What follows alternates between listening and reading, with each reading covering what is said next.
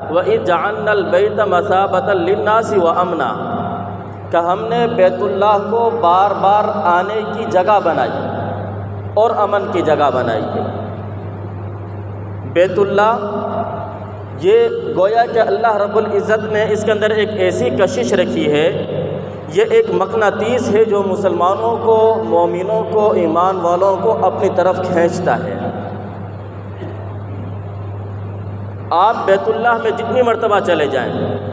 لیکن پھر بھی دل کی تمنا ہوتی ہے کہ اللہ دوبارہ مجھے یہاں پر بلا لے۔ لوگ گھومنے کے لیے جاتے ہیں، اسلام آباد میں فیصل مسجد میں چلے جاتے ہیں۔ آپ دیکھیں کہ لاہور میں لوگ جائیں گے بادشاہی مسجد دیکھنے کے لیے، ٹھٹہ میں جاتے ہیں عالمگیر مسجد دیکھنے کے لیے، اور بھی بڑی بڑی مساجد کو دیکھنے کے لیے لوگ جاتے ہیں، لیکن ایک مرتبہ، دو مرتبہ، تین مرتبہ، تین چار مرتبہ کے بعد اب دوبارہ دل نہیں چاہتا وہاں جانے کا۔ حالانکہ وہاں پر ان مساجد کے ساتھ فوارے لگے ہوئے ہیں، پارک بنے ہوئے ہیں، گھومنے کی جگہ ہیں، وہاں پر تو انسان کو خوش کرنے کی بہت ساری جگہ بنائی ہوئی ہیں،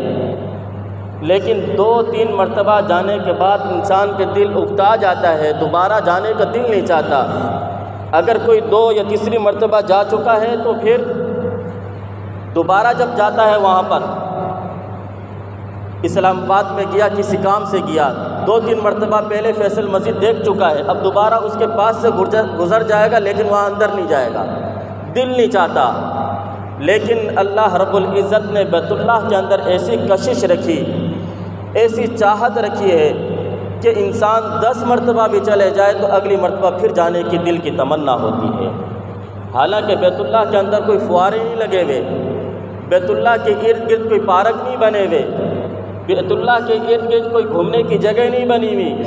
ایک عام سا گھر ہے